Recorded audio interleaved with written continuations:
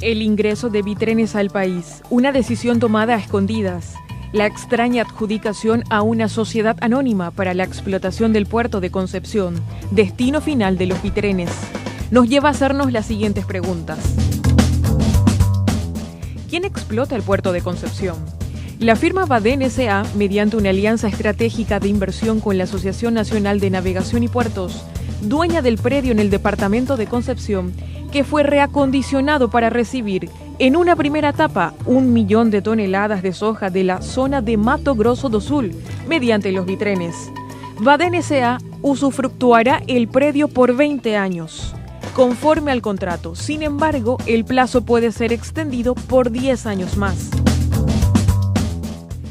¿Cuál fue la modalidad para la adjudicación? Es la primera adjudicación que se llevó adelante bajo la figura jurídica de usufructo oneroso, que se trata de la concesión del derecho privado a la explotación, aquella firma que ofrece el pago de un canon mayor a la institución, conforme a la cantidad de cargas que se movilicen en el puerto. ¿Cómo se queda Baden S.A. con la explotación del puerto? El primer llamado para la adjudicación se realizó en mayo del 2016. Posteriormente se declaró desierto en agosto del mismo año, ya que los 3 oferentes que se presentaron en ese entonces tenían condiciones que no se ajustaban a los requisitos. Es ahí donde se realiza un segundo llamado en noviembre del 2016, pero solo se presentó un oferente, Baden S.A., que se queda finalmente con la explotación del puerto. ¿Quiénes integran Baden S.A.?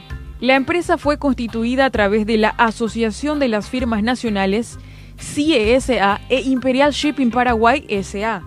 Ramón Jiménez Gaona, padre del ministro de Obras Públicas, es accionista de CIE S.A., una empresa paraguaya privada que se dedica a la provisión de bienes y servicios del sector metalmecánico para las áreas de energía, transporte, construcción y una industria en general. La familia Jiménez Gaona, una vez más beneficiada. ¿Conflicto de intereses? El ministro Jiménez Gaona sostuvo que no tuvo conocimiento, hasta este miércoles de la semana pasada, de que su padre tuviera relación con la firma Baden S.A., la cual fue adjudicada para la explotación del puerto de Concepción. El secretario de Estado alegó que el puerto es una sociedad independiente, que se maneja por el derecho privado, y aseguró que su administración nada tiene que ver con el ministro de Obras Públicas. Diego Bogarín, presidente del Sindicato de Trabajadores de Transporte de Carga, graficó la corta lista de beneficiarios de lo que parecía ser otro negociado del gobierno de Cartes. El gobernador de Concepción, el intendente de Pedro Juan, este señor Jiménez Gaona y su gavilla. Está el presidente de la República detrás de esto. Acá no es la gente de Concepción la beneficiada. Aquí van a estar favorecidas 4 o 5 personas.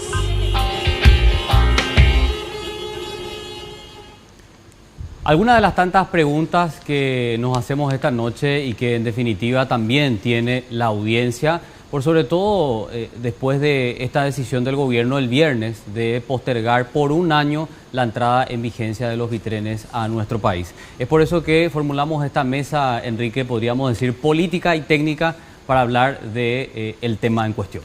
Sí, señor, y vamos a dar la bienvenida al doctor Ricardo Rodríguez Silvero, economista de larguísima trayectoria en nuestro país, una de las personas que a nuestro modo de ver tiene mayor conocimiento técnico de esta cuestión. Ricardo, gracias por estar con nosotros, muy amable. Es un gusto estar con ustedes y compartir con Desiree esta noche. Y Desiree Masi, senadora, es una de las principales denunciantes en el campo político de las preguntas que estamos haciendo aquí. Hola, Desiree, ¿cómo te va? ¿Qué tal? ¿Cómo están? Carlos, Enrique, Ricardo. Y quiero hacer una aclaración antes de entrar directamente al grano, y es que también invitamos a Héctor Cristaldo. Sí. Nos dijo que iba a venir. Hace un rato nos confirmó que iba a venir y no vino. Entonces, ahora yo le estoy mensajeando por teléfono y vamos a ver. Bueno, Ricardo, te voy a plantear así la cuestión. El negocio es bueno. Traer la soja de Brasil por puertos paraguayos, por navegación paraguaya, yo creo que nadie está objetando eso. Los Bitrenes son buenos. Son más eficientes que los monotrenes. Ahora la cuestión es ¿Puede un país progresar violando sus propias leyes, generando inseguridad jurídica en sus propios operadores económicos? Y claro, esa es precisamente la lesión que se está observando respecto al ordenamiento jurídico vigente. No solamente por eso que estás mencionando, Enrique, sino porque también hay una ley vigente que pena el nepotismo en las negociaciones a nivel gubernamental. Hay una ley que está en plena vigencia. Esto está yendo frontalmente en contra si es que llega a demostrarse que hay una manipulación dolosa de esa adjudicación de padre a hijo o de hijo a padre, como quiera verse. Me parece que tendría que entrar ya la Fiscalía de Delitos Económicos a investigar una denuncia de manipulación dolosa de las condiciones para la adjudicación. Perdón, Carlos, una cosita más. Te pregunto esto a título de curiosidad. En el nivel de contacto que vos estás teniendo, Ricardo, con el empresariado y compañía, ¿cuál es la percepción que vos tenés? Porque de repente hay algunos gremios empresariales que simplemente hacen la vista gorda frente a la ley y dicen vamos adelante con el asunto. Pero me gustaría saber si vos tuviste interacción con algunos de ellos. No represento los intereses de ninguno de ellos. No, yo sé. Manteniendo... Simplemente, viste que uno hace consultas, ¿verdad? Sí. Y eso es lo que... Estoy en comunicación también a través de los medios de comunicación social y de las redes sociales, así como con el intercambio que tenemos públicamente sobre la ley antinepotismo en Paraguay, y después la información que ha surgido está confirmándose de que el padre del actual ministro de Obras Públicas y Comunicaciones es accionista de la empresa que está involucrada. Sí. Todo eso hace que nos preocupemos, pero yo creo que está bien que hayas mencionado el tema de los intereses locales. Hay que ver bien que en el sector privado hay varios gremios que representan intereses contradictorios. Por eso es que llama la atención que se haya producido esa adjudicación sin que se haya hecho participar a todos los sectores que podrían estar directamente o indirectamente o beneficiados o perjudicados. Claro. De tal forma que no se produzca este enfrentamiento innecesario, ¿verdad? Nosotros vemos que hay una parte del sector privado que está a favor de la entrada en vigencia de este acuerdo binacional, porque la entrada de estos rodotrenes o bitrenes, como se los llame, es la introducción de moderna tecnología de transporte en nuestro país y que está circunscripta por de pronto solamente al trayecto de la Ruta 5 de Pedro Juan Caballero a Concepción, para aprovechar además las instalaciones del puerto de Concepción. Ahí hay que investigar también a cargo de quién estuvo todo eso, quién es la empresa adjudicada, quiénes son los accionistas y tal. Y desde el punto de vista estrictamente del transporte y de la necesidad de ofrecer y demandar productos necesarios a nivel local y a nivel internacional, es una buena idea. Lo que me llama la atención es solamente el nepotismo por un lado y por otro lado que no se haya hecho participar desde el mismo vamos a todos los sectores involucrados, porque todos tienen intereses en esto y todos tienen sus razones. O sea, lo menos que hubiese podido hacer el gobierno es convocarles a todos. 100% de acuerdo. Ahora, senadora, ¿cómo se puede rebatir este discurso que se trata de instalar, de que todos los que critican no hacen las preguntas que nosotros presentamos en este informe para introducir al tema, están en contra del progreso? Porque constantemente escuchamos que te acusan de eso a vos por hacer las mismas preguntas y por reclamar el uso de información aparentemente privilegiada para beneficiar a un grupo de personas que están ligadas al gobierno. Bueno, en primer lugar voy a hacer una corrección al informe. Sí. Nosotros ya hemos llegado a puntos que probablemente mucha gente está demasiado anestesiada o directamente la información es tan secreta que la gente no sabe. Este es el segundo operativo, no es el primer operativo que hace Puertos. El puerto de Villeta también. El puerto de Villeta fue peor, porque utilizó ese mecanismo, el mismo mecanismo de la alianza operativa estratégica, sí, donde supuestamente esto que aquello, llamaron a concurso lo que sea. En ese caso fue peor, entregaron a una empresa fantasma. Ligado a un Kirchner. Peluquero, sí, que tiene el prestanombre. Yo hice la denuncia pública, o sea, el dueño del puerto de Villeta es un peluquero. Claro, el prestanombre es, ¿verdad? Nunca se investigó. Es un peluquero y un funcionario de Cancillería que ganaba 4 millones de guaraníes. Y esa empresa tenía un capital supuestamente de 50 millones. Y el puerto de Villeta, ¿por qué es estratégico? porque por ahí entran los agroquímicos. Tiene una facturación importantísima el puerto de Villeta. Fue entregado 20 años, por 20 años. Está la denuncia a la fiscalía, tiene el fiscal Hernán Galeano que no movió nada. Hernán Galeano tiene varias... Claro, yo te digo que esto ya ocurrió hace 2 años. Sí, y yo te puedo asegurar que muchísima gente se está enterando ahora probablemente. Peor todavía, si uno entra a contrataciones públicas, por eso que yo estoy respondiendo a tu pregunta con argumentos. A ver, entra poco a contrataciones públicas cuando ya le entregamos el puerto de Villeta a una empresa fantasma vinculada al lavado de dinero de la ruta acá de Lázaro Báez. Todo eso está documentado. Estamos en Paraguay, ya es hora que la gente se dé cuenta. Está documentado. Hizo una investigación muy buena, tanto ABC como Canal 9, Rolando Rodi. Todo esto, incluso en la Argentina se habló de la ruta de Lázaro Báez con el avión viniendo a ese lugar. Sí. O sea, ¿de qué estamos hablando? La fiscalía no movió. Vos entrás a contrataciones públicas, el canon es 5 millones de guaraníes que tenía que pagar por 20 años esa empresa. Vamos a suponer que no sea fantasma. 5. Ahora, vos entras a contrataciones públicas vos ves cómo Puertos sigue comprando absolutamente todo con plata pública, cuando en la realidad está la empresa. La empresa no hizo ninguna inversión. Acá dicen que hizo algo, por lo menos esta empresa, que ya tiene que ver con otra cosa. Entonces, veamos un poco la historia. ¿Les parece correcto a la gente? Ese es el progreso de algunos, de la rosca. Y eso por una parte. Tenemos que ser también una sociedad muy anestesiada como para que 2 veces la propia persona, que para mí, por supuesto, Jiménez Gaona, el clan Carter, se autoadjudique una herencia a plena luz del día, a la vista de todo. La primera fue Tapeporá y esta es la segunda. Es decir, ¿de qué progreso estamos hablando? De este grupete que se está quedando con los grandes negocios. A mí lo que me extraña es, que es lo que dijo también en parte Ricardo, porque esto tienen que saber los empresarios. No puede ser que no sepan de que hubo una licitación, un llamado, ¿sabes lo que pasa? Que yo creo que hay en parte mucho temor. Yo voy a contar lo que a mí me dijeron cuando lo de Madame Lynch, cuando la rotonda, que vinieron a hablar conmigo, gente, que fue al inicio. Ellos mismos me contaban, esta está direccionada, bajaron los precios para que gane Isolux, ellos, empresarios, los vialeros paraguayos. Pero ¿y por qué no denuncian? ¿Por qué no lo dicen públicamente? Claro. No, lo que pasa es que nosotros queremos que vos hables porque tenemos miedo, porque después, así es que se quedaron con pocas obras.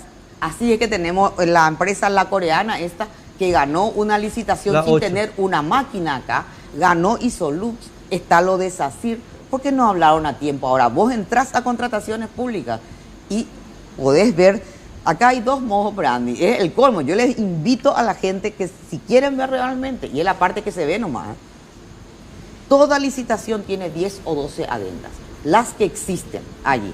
Están otras que hacen como estas, por ejemplo. Que no se rigen por la ley de contrataciones públicas. Ellos directamente dicen, y cuando termino, y Jiménez Gaona ya el colmo de caradura, lo mismo dijo en Puertos de Villeta. Yo le hice un pedido de informe, dijo que él no tenía nada que ver. ¿Cómo no va a tener? Operativamente, Puertos depende del MOPC. Pero vamos a suponer que no sea cierto.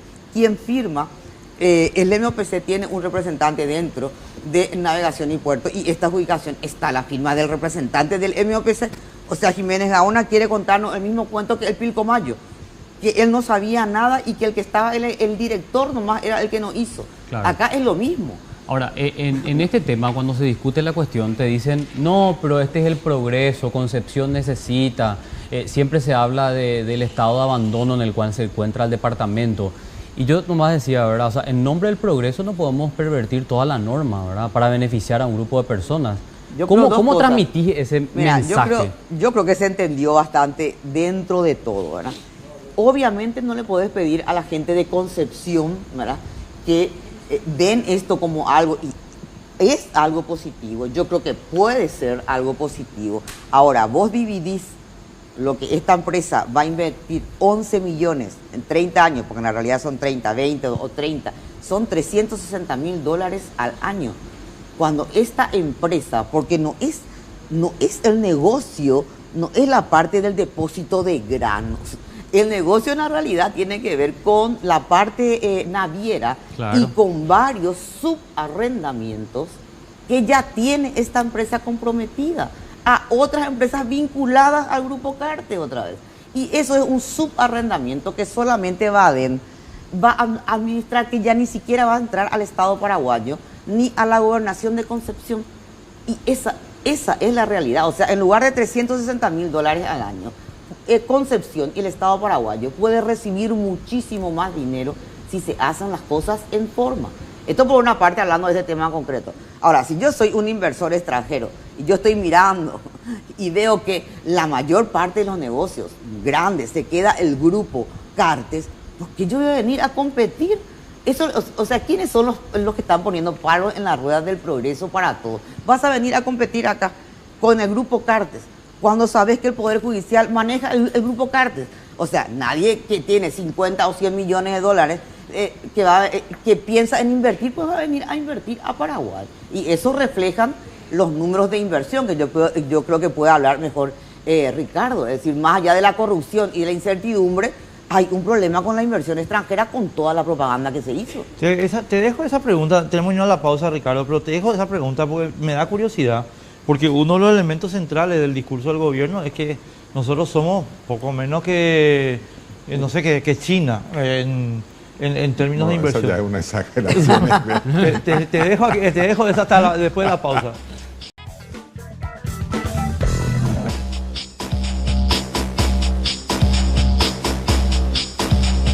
Bueno, Ricardo Rodríguez Silvero, yo coincido con Desiree, pero 3000% en el tema de las inversiones, pero el gobierno tiene otro discurso y nos está diciendo nosotros estamos captando inversiones como nunca antes. ¿Cuáles son los números reales?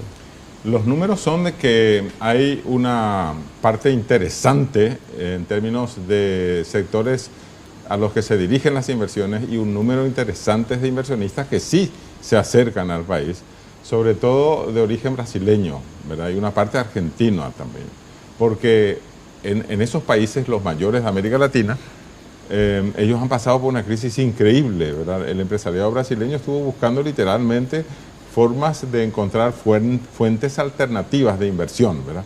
Lo mismo Argentina, bajo Cristina Fernández de Kirchner, y ahora con Macri también ellos están viendo cómo hacer para mantener niveles de inversión en la región.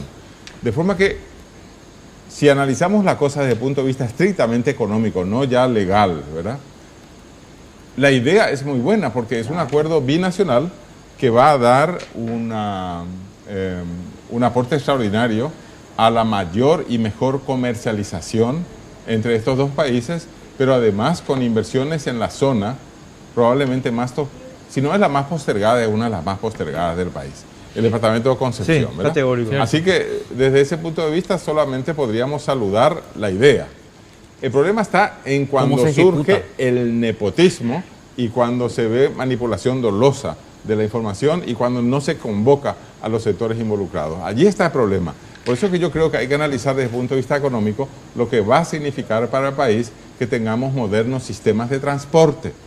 Por eso, cuando la gente que está trabajando en la mitad inferior de la región oriental, manejando los camiones que no son de moderna tecnología, pero que están haciendo un buen servicio de abastecimiento en todo el país, no es para quejarse, allí lo que habría que hacer es convocar a todos esos sectores a una mesa de diálogo para ver si ellos pueden incorporarse también a la moderna tecnología de transporte. Claro. O sea, nadie va a tener nada en contra. Además, esa cantidad de movimiento que viene por la carretera 5, sí. Si es que esto se pone en vigencia ahora, que parece que se pospone otra vez. Un año, sí. Un año.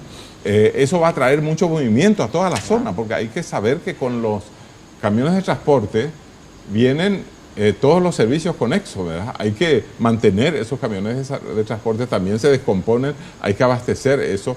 Con esa cantidad impresionante de transporte que se produce, va a venir gente, va a venir turismo a ciudades y a zonas del país a las que se acude muy poco en términos de turismo internacional. Es decir, esto va a traer movimiento, de forma que hay que saber distinguir. Una cosa es el aporte técnico de la modernización de la tecnología y la cantidad de movimiento, también de gente que va a traer eso, y otra cosa es cómo se presenta en términos reales las inversiones en el puerto de Concepción, después la adjudicación a las empresas que van a estar ligadas al transporte, ese tipo de cosas, y es allí donde se nota la manipulación dolosa y evidentemente hay nepotismo, ¿verdad? Si uno lee la ley de nepotismo, está clarísimo que los parientes con grado de consanguinidad, primer grado, por ejemplo, no pueden organizar en nombre del gobierno y en nombre del pueblo negocios de este tipo. A menos que se pongan las cartas sobre la mesa y se diga directamente, está ahí ciertamente mi padre, pero no es accionista mayoritario, es accionista minoritario. Y nosotros no tenemos problemas en que sea otra empresa también la que vaya a ser adjudicada. Pero si se hace todo en forma secreta, no se convoca tampoco a los demás sectores involucrados en el sistema de transporte, eso es lo que huele mal. Por eso es que podemos decir con esa famosa novela, algo huele a podrido en Dinamarca. Cuando ya las cosas tienen, cuando ha trascendido a la opinión pública algo que se mantenía en secreto y cuando no se ha convocado a los sectores involucrados, por ahí viene el problema. Porque yo estaba planteando, Desiree y Ricardo, una cuestión, y tuvimos una discusión bastante intensa con Carlos fuera de aire, que para mí es lo siguiente: ¿qué hizo el gobierno con los transportistas aquí? Perdón, un segundo, quiero... el tema es el siguiente: el gobierno le convoca a los transportistas en el año 2016, mayo de 2016, y les dice, vamos a hacer una mesa para que ustedes puedan desarrollar este tema de los bitrenes. Y vamos a hacer los requerimientos técnicos con el Banco Nacional de Fomento, etcétera, ¿verdad? Esa mesa jamás se reunió. O sea, el gobierno nunca reunió esa mesa. Y dijo que hasta que nos reúna no va a tomar una decisión al respecto. Y que hasta la reunión no iba a tomar una decisión al respecto. Y el 17 de enero de 2018 saca la resolución. Sí. Entonces, mi punto ahí es el siguiente, Ricardo. El gobierno lo que hizo fue desactivar la concurrencia al mercado de transporte, del transporte paraguayo, para tener una situación de cuasi monopolio para su grupo. Porque el grupo Carte está preparando bitrenes. Y el grupo Carte tiene bitrenes en Brasil. Entonces ellos van a decir, si 50% del transporte es para los paraguayos. ¿Para qué paraguayos? Para ellos. Claro. Es porque son los únicos que están en condiciones. Hay unas regulaciones que establecen, y termino con esto, perdón pero quiero explicar nomás el tema. Hay una regulación para los bitrenes que dice, esto tiene que tener, y ya lo dije 70 veces, pues lo voy a decir 71, tiene que tener ABS, EPS, freno neumático, no sé qué historia, solamente para que puedan entrar los nuevos. ¿Y quiénes son los nuevos? Ellos. ¿Quién se queda afuera? 15.000 camioneros. Entonces, liquidaste la libre concurrencia. Y sobre todo la igualdad de oportunidades, porque si los otros hubiesen sido notificados... Claro. Se preparaban. Pero se preparaban también. Porque como la necesidad es acuciante, hace apenas a unos años se manejaban solamente 2 millones de toneladas anuales en términos de transporte dentro del país. Ahora estamos en 17 millones. O sea que es evidente que necesitamos mejores sistemas de transporte, también para bajar el costo del transporte y también para mejorar la competitividad del país. Eso es categórico. O sea, eso no se discute. Eso es importante señalar. A ver, deciré si coincide un poquito con esta lectura, ¿verdad? Porque con el anuncio del gobierno de posponer un año, en realidad no se soluciona absolutamente nada, ¿verdad? Yo creo que Jiménez Gaona, padre e hijo, estarán muy tranquilos en su casa porque ya tienen el acuerdo de explotar el puerto por 20 años. No les importa esperar un año más. Ahora, ¿qué hacemos al respecto? ¿Nos quedamos ahí? Mira, yo creo que ellos hicieron esto. Ayer yo justamente puse en Twitter, ya no iba más dar idea, ¿verdad? Porque puse, yo creo que, no es porque yo puse, obviamente, porque si hay alguien mínimamente inteligente dentro de la lista 1, tiene que quitar ahora una resolución de postergar esto por lo menos 6 meses. Sí. ¿Verdad? Porque, sinceramente, porque les estallo. Y vos estás diciendo, ustedes están diciendo, el negocio, el gran negocio del puerto de Concepción está. No hay manera de parar, porque lo único que parar es la gente de la fiscalía. Claro. O sea, ellos van a continuar con ese negocio. 20 años hasta tienen. Con 20 años, no. Van a continuar hasta abril. Porque ahí vamos a ver, en todo caso, este no es un panel más de elecciones, pero sinceramente en abril se tiene que, en todas estas cosas que se entregaron, en todos estos bienes públicos que se han entregado, que ellos se han autoentregado, tiene que entrar una fiscalía en serio Porque tiene que entrar la fiscalía. Si es por mí, le quitamos como Cristo a los mercaderes del templo, a estos ladrones de la plata pública, sinceramente. Ahora, ellos tuvieron que hacer esto porque les estalló lo otro, que es el negocio más grande, ¿verdad? Claro, ahora, el negociado yendo a la del parte, papá. claro, el negociado, yendo a la parte de los vitrenes, Sí. yo solamente quiero completar lo que dijeron, Ricardo. Acá la competencia desleal y la posibilidad de un oligopolio o monopolio, que era lo que se estaba fraguando en la realidad. Claro. Porque la gente dice, yo le entiendo, ¿verdad? ¿Y por qué ellos no compran? Si ellos no son unos camioneros nomás, ellos son empresas, claro que son empresas de camioneros de paraguayos, ¿verdad? Ahora, un vitren cuesta $300,000, pero a poco le tenés que dar a la gente un tiempo y un año para prepararse. Porque ¿de qué te sirve uno? No, es una flota. Entonces ellos lo que quisieron, ¿a dónde ellos querían llevar esto? No solamente al tema del puerto de Concepción, a la parte que mueve realmente mucha plata, que es la parte del transporte terrestre y la parte fluvial también. Quiero compartir ahí, me echar un dato contigo, y Ricardo, quiero que vos me corrijas si estoy equivocado, porque este cálculo que yo hice es un cálculo por unos datos que me dieron y quedé en tratar de confirmar, ¿verdad? El negocio del flete, solito el flete, ya lo dije varias veces, pero lo repito ahora. Desde la entrada, desde Pedro Juan Caballero hasta Concepción, de 1 millón de toneladas de soja, es $14 millones. Solo el flete. No estamos hablando acá del precio de la soja, de cuánto se va a costar el silo, nada. No. Soja puesta en Pedro Juan, transportada hasta Concepción, $14 millones por año.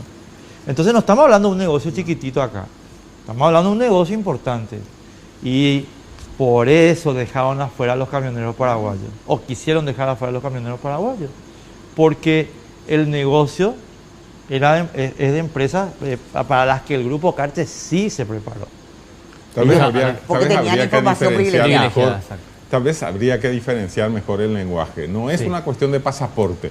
No es que los paraguayos hayan perdido en eso. No te olvides que el grupo Cartes también es paraguayo. No, obvio. No, o sea, Sí, siempre, eso es creo verdad. que habría que enfocar de otra forma. No, espera. Es un grupo de paraguayos. No, es porque esa es parte de la discusión que teníamos hoy con Carlos fuera del micrófono. Qué buen punto, No, atendé. Porque hay paraguayos de primera y de segunda. No, pero deciré, atendé, porque esta es la discusión que tuvimos con Carlos fuera del micrófono. 50% dice el acuerdo va a ser para paraguayos. Para nosotros, para los paraguayos de primera. Los que tienen información. Claro. Bueno, porque en realidad el acuerdo al acuerdo dice que los mismos camiones que hoy están operativos con los camioneros son los que van a poder transportar el 50% de la carga, ¿o no? ¿O qué es lo que dice el acuerdo? ¿Dice eso o no? De cualquier manera, eso hay que negociar, y como los demás camioneros y los demás grupos de presión que están trabajando en esta mitad inferior de la región oriental están ahora informados de esto, yo supongo que si ellos no se organizan para crear igualdad de oportunidades, ¿quién lo va a hacer? Porque los demás tienen la sartén por el mango. Pero claro, atendeme acá, el punto es el siguiente. Y vuelvo a reiterar un poco la discusión, Carlos, que teníamos. Pero nunca contaste la discusión. La discusión es porque vos decías que ¿por qué tenían que estar molestos si 50% es para los paraguayos? Yo te decía, el 50% de los paraguayos se lo queda al grupo Cartes. Y voy a explicar por qué. Porque el grupo Cartes paraguayo, parte de los que se van a beneficiar del acuerdo, va a venir con los vitrenes. Claro, y entonces el flete de la empresa Transportes Cartes Sociedad Anónima va a ser mucho más barato que el de la empresa de Rodríguez Silvero, Sociedad Anónima de Transporte con monotrenes. Entonces va a decir, che, señor Sojero, yo acá conmigo puedes llevar a 100, y va a venir el señor Cartes y le va a decir, pero conmigo puedes llevar a 50. ¿Con quién me voy? Claro, con el señor Cartes. ¿Y de qué país? Es paraguayo. Porque ¿para el acuerdo? Sí, es parte del acuerdo. O sea, que estaba leyendo que consume menos combustible, obviamente, por tonelada, un ahorro de consumo de combustible de 12,5% por tonelada. Vitrenes. Es mucho eso, ¿no? Versus los convencionales que hoy tienen los camioneros, ¿verdad? Sí. Entonces es un buen punto. En definitiva, el que tiene acceso a esa información privilegiada ya se estuvo preparando todo este tiempo para entregar una mejor oferta, ¿verdad? Y uno tiene que pensar en su economía. Ese es el punto, y yo creo que tendríamos, mira, cuando Yo estuve en España, te voy a poner un ejemplo que a mí me pareció, Dios mío, cómo funciona. Cuando eso se estaba trazando, el diseño del AVE. Imagínate cuando eso está. Y, por supuesto, la gente... No vayas a contar eso porque tu edad se queda... Ya, no, pero imagínate, ¿verdad? Pero el PSOE, ¿verdad? Cuando eso, ellos, un grupo de ellos, por supuesto, que sabía el trazado, ¿verdad? Y compraron, mira, fue un escándalo. Claro. Compraron tierras allí porque sabían todo lo que se iba a valorizar. Luego se empieza la investigación, a ver qué está pasando acá, por qué este militante acá, era todo el trazado, mira, fue un escándalo. Yo allí, a ver, tráfico de influencia, porque nosotros desde un inicio decíamos, los gerentes no tienen por qué estar en esa reunión del Consejo de Ministros. Bueno, ahora ya no hay luego consejos pero está el Consejo de Empresas Públicas. Claro, está el Consejo de Empresas Públicas. O sea, si vos estás allí escuchando, te vas luego para escuchar. Te vas luego para escuchar. Obviamente, esto en el 2016 esto se habló en la firma del convenio. ¿Verdad? O sea, tuvieron 2 años. Ellos tienen una flota. Va a salir esta semana, o sea, el nombre de la empresa de ellos. Que se queda con el clavo por un año por lo menos, ¿verdad? Que se va a quedar con el clavo relativamente porque hasta hace 15 días, como yo estaba jodiendo, pero es cierto, cayeron. Yo ahí me enteré el Vitren. ¿Verdad? Cayó en la carga de porque hay cigarrillos. 6 camiones Vitrenes de Tavesa, de la marca EI. O sea, dentro de poco vamos a ver blanqueado nomás el nombre de la flota del presidente Carter. Entonces, yo suscribo y lastimosamente, no sé, estamos los paraguayos y están los tavesianos, que son los de que la República de Tavesa. De la República de Tavesa S.A. Pero ahora, yo quiero ir más allá. El tema es que a mí me impresiona cómo más gente si estamos haciendo cosas fuera del Estado de Derecho. Yo no entiendo cómo, o sea, ¿por qué será que algunos grupos empresariales solamente reclaman el Estado de Derecho? En algunas ocasiones y en otras ocasiones el Estado de Derecho es laxo. Te explico después de la pausa. Después de la pausa te explico. Tenemos que ir a la pausa.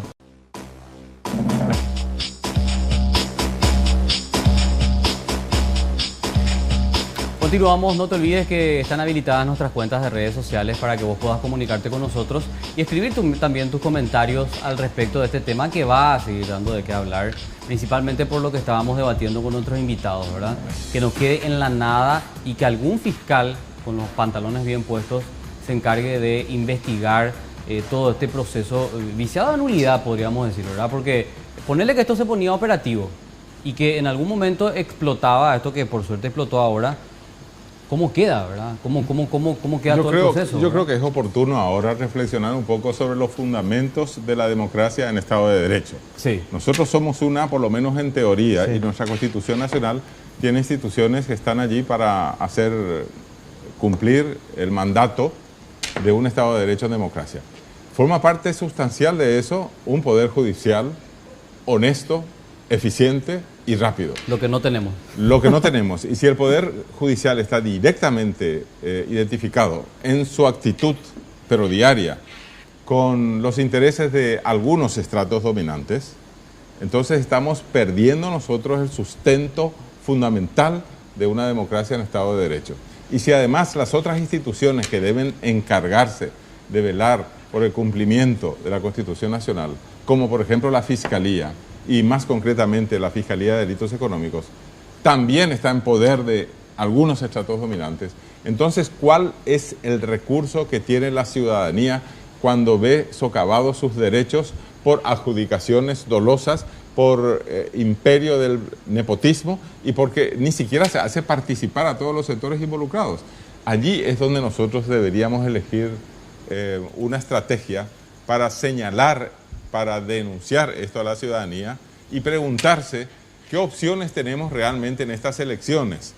¿Quiénes son los que van a intentar corregir esa identificación de los poderes constitucionales en favor de algunos estratos dominantes? Y los estratos dominantes son claramente algunos grupos de poder, entre ellos Horacio Cartes y su clan, ¿verdad? Dentro del clan están todos estos que participan en este tipo de adjudicación dolosa de licitaciones públicas.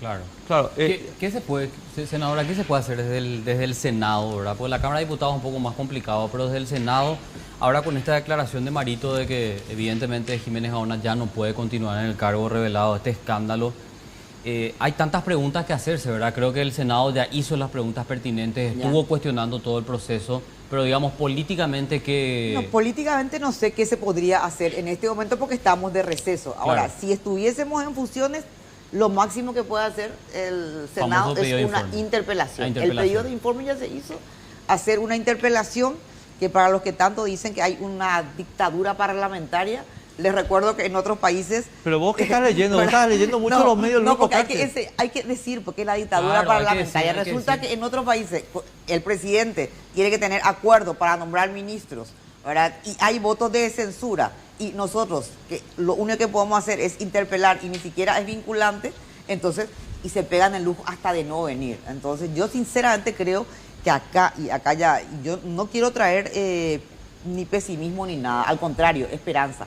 Faltan 4 meses para que este grupo sea desplazado y es necesario que entendamos eso y nunca más dar tanto poder político a un grupo que tiene mucho poder económico. Esa mezcla, poder político y poder económico, Es explosivo. es explosiva en un país con baja institucionalidad, porque vino a destruir, justo que estuvimos recordando lo de la caída de la dictadura, Y vino funcionarios venales, y no te olvides. funcionarios generales. Totalmente. Vino a destruir lo poco que uno podía rescatar de la transición, que era un Estado de Derecho relativamente predecible. Entonces, yo por eso te digo, no quiero ser pesimista, al contrario, tenemos 3 o 4 meses para desplazar a este grupo, en serio. Porque, o si no, no sé qué más pueden llevar. Estos negocios son algunos nomás. Pero Toda deciré, la parte, yo la voy parte a- petrolera te voy está a, en manos te voy a de ellos. reformular un poquito la pregunta de Carlos, un chiquitito. El punto es si estos contratos, y Ricardo, para vos también la pregunta después, primero, si vamos a suponer que el 22 de abril cambia el gobierno y gana Efraín las elecciones, por ponerte un caso, ¿verdad? ¿Son reversibles estos contratos? Pero ya dijo eso. No, Si era por ella, no, lo no estoy quita, preguntando. pero dice ya la fiscalía puede Yo parar. no estoy, dijo. no, espera, no me vaya a interpretar mi pregunta. ¿Son reversibles estos contratos desde el punto de vista institucional? En estos casos, por lo menos lo que nosotros estamos viendo, que tiene que ver con que ellos han obviado absolutamente todas las leyes. Sí. Ahora, obviamente, a las empresas, yo no te digo en este caso ha sido esta Jiménez Gaona, pero en parte hay empresas que se han consorciado con algunas de ellas. Pero yo creo que le va a salir más barato al Estado paraguayo recuperar algunos bienes. No se olviden, acá nosotros tenemos casi todo el Chaco, todo lo que sea explotación de hidrocarburos, toda la parte de la petrolera, está entregada en la realidad, está concesionada al Grupo Cartes, en ese caso liderado por López Moreira. Sí. En este caso es Jiménez Gaona. O sea, necesariamente el gobierno que viene, si quiere recuperar nuevamente todo el control del Estado paraguayo en la parte que hace al dinero público, va a tener que hacer una revisión contrato por contrato, adjudicación por adjudicación. Ricardo, Antes que nada- desde el punto de vista económico, contestame, o sea, Sí. pero jurídico, pero económico, pero jurídico, ¿son revisables esos contratos? Te voy a poner un ejemplo para que me conteste con pie.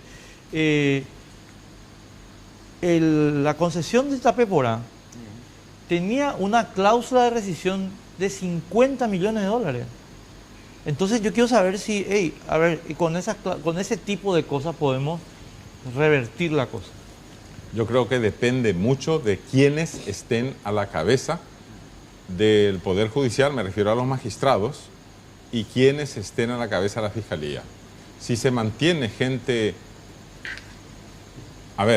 adherida en forma manifiesta o latente al que gane las elecciones para mantener cierto tipo de privilegios para cierto tipo de empresarios, y yo no veo muchas posibilidades de que esto pueda cambiarse.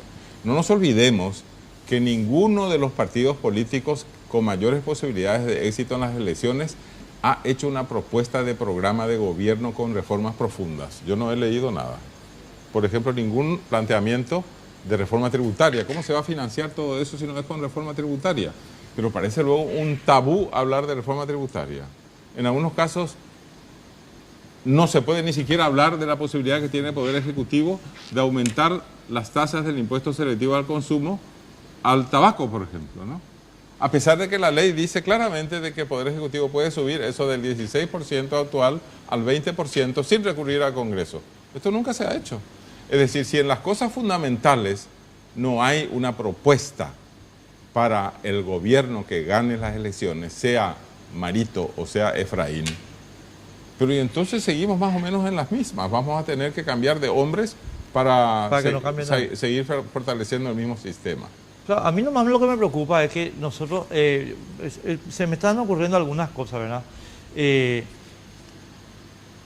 Los chinos, cuando se produce la caída del imperio, estoy hablando de 1911, y se proclama la república, los chinos dicen, che, espera un momento, acá tenemos concesiones inglesas, norteamericanas, rusas y japonesas y alemanas en Shanghái, en Cantón, en no sé qué historia.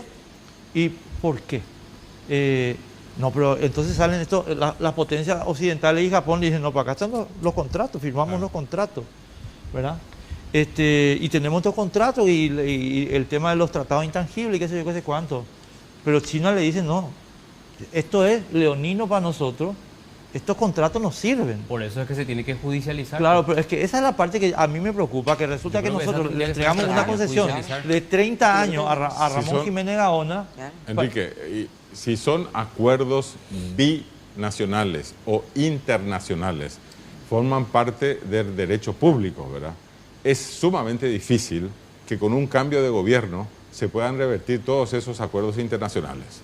Porque entonces, ¿dónde queda la previsibilidad y sobre todo la confianza jurídica en el sistema que rige en el país? Pero la concesión de Ruta 2 y 7, por ejemplo. Bueno, eso depende si se ha logrado ya un acuerdo internacional o no. Porque si es un acuerdo internacional que además ha sido...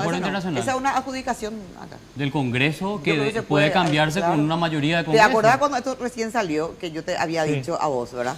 Así justamente en la como consiguieron radio. con su Le dije, mayoría. bueno, está bien, acaban de abrir las compuertas. Claro. ¿Verdad? Al romper la previsibilidad, al permitir la autoadjudicación, el próximo Congreso, con una mayoría, igual cambiamos las reglas del juego. Eso está bien, pero tenés que tener la mayoría, ¿verdad? Claro, con una... Ahora, a mí me parece importante por eso que los dos presidenciales, Efraín, por ejemplo, que dijo en el caso de Yacyretá, anunció ya, yo gano y desconozco esta firma con Macri. Entonces los empresarios ya saben, o sea, los que estaban ya preparándose para Añacuá, para esto, aquello, ya, a ver, un poquito me quedo nomás acá. Yo creo que Marito debería decir lo mismo, señores, acá, y él con más razón, porque la lista 1 es la que está en el Palacio. A ver, dejémonos de esta joda, sinceramente, porque, o si no, bueno, o que asuma el costo en este caso, porque a mí ya me da una cosa, esto, aquello, tiene que salir Jiménez Gaona, el de Puertos, ¿verdad? Tiene que dejar esa APP, el de la DINAC. ¿Cuántos negociados hay de por medio? Miles. O sea, no hace falta llegar al 22 de abril para iniciar el cambio. Este es el momento de decir, todo vamos a revisar. Apenas se hizo un anuncio, porque los inversores serios, no las golondrinas ni los buitres, tienen mucho cuidado cuando te dicen, nosotros vamos a revisar todo esto, ¿verdad? Entonces yo creo que este es el momento que los presidenciales den un mensaje. Vamos a revisar, y como dice Ricardo, obviamente, en algunos casos va a depender de una fiscalía fuerte, en otros casos de una mayoría del Parlamento y sobre todo de una reforma del poder, de la Corte, del Poder Judicial, que es fundamental. Yo quisiera decir algo que va a parecer una obviedad insoportable. En Estado de Derecho en democracia, y nosotros estamos coqueteando con el Estado de Derecho en democracia, solamente dan legitimidad las mayorías. Primero, las mayorías en términos de mentalidad ciudadana. Segundo, las mayorías en términos político-partidarios, ¿verdad? Pero fundamentalmente las mayorías en el Congreso Nacional. No hay reforma posible si es que no hay mayorías a favor en el Congreso Nacional. Y después están los acuerdos internacionales también que han sido probablemente refrendados por el Congreso. De hecho, por supuesto que tenemos que obtener mayorías en el Congreso para que eso se pueda revertir nuevamente, ¿verdad?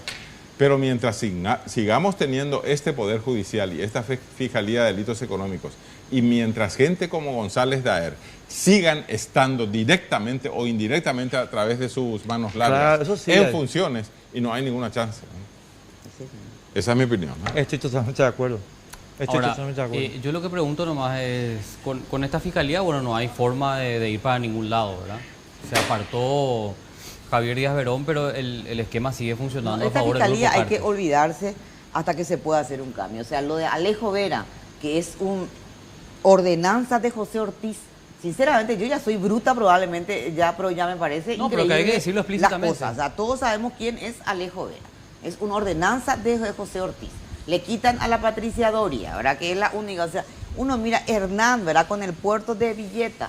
No está imputado Aldo Cantero. Al final, en todo eso que vimos de la rosca, que es una partecita, lo único que tomábamos medidas fuimos los del Senado. El resto, los ministros de la Corte que estuvieron ante Competa, no sabían nada, no hay ningún fiscal imputado, no hay nada. El Entonces, único que está preso el único es Fernández Lindman, ¿verdad? Lindman. Así que yo creo sinceramente que acá el 22 de abril tiene que haber, en el buen sentido, no en el, pero en el sentido literal de la palabra, tiene que haber una revolución, pero en serio, democrática, por supuesto, pero con una mayoría importante en el Parlamento, porque el proyecto, como dijimos desde un inicio, su plan A era la enmienda, y su plan A ahora es copar el Congreso. Mucho cuidado, porque no podemos hablar mucho, pero este proyecto quiere copar el Congreso. Te voy a tirar un penal y tenemos que irnos. Ricardo. No, él quiere hablar. Quería decir una cosa. No nos olvidemos que los empresarios tienen generalmente dos caretas. Cuando es posible trabajar legalmente, se ponen esa careta, ¿no? Y si no hay caso de hacerlo legalmente, y se puede hacer también con coimas y rompiendo la ley, violando normas, y se pone la otra careta. Lo importante es ganar dinero. Por eso es que en el caso de que las estructuras de poder tengan bajo su dominio al Poder Judicial, a la Fiscalía de Delitos Económicos y a otras instituciones de la República, la única chance que tiene la ciudadanía de que la gente se entere lo que está ocurriendo son a través de los medios de comunicación social, y es a través de esa minoría tal vez inmensa, ojalá, ¿verdad?, que sale a las calles y que dice cómo son las cosas, ¿verdad? Probablemente sigamos perdiendo si no tenemos mayorías a favor, pero por lo menos yo creo que hay que empezar a trabajar en esa dirección. Totalmente. Sí, señor. Deciré un penalito, ¿sí? Uno de los que me parece que va a trabajar para la carta es Arnaldo Yucio. Sí. ¿Sí? Sí, yo estoy casi segura. Pero por favor, tenés que escuchar lo que dice, y lo que dice salió del diario La Nación el día anterior. Pero yo creo que él va a dar un apoyo, por lo menos es lo que le escuché a personas que forman parte de su lista de senadores, que van a apoyar a la lista 1 porque está Marito. Entonces ahí, así que bueno. Bueno, Yo espero, ya se pero rompió sinceramente, relaciones más por allá de todo esto, yo creo que la gente tiene que tener mucho cuidado. Que vamos a tener mucho tiempo de hablar el 22 de abril, Sí. pero nos jugamos todos. sí, nos totalmente. jugamos De hecho. todos. Señores, Gracias. muchísimas gracias por estar con nosotros.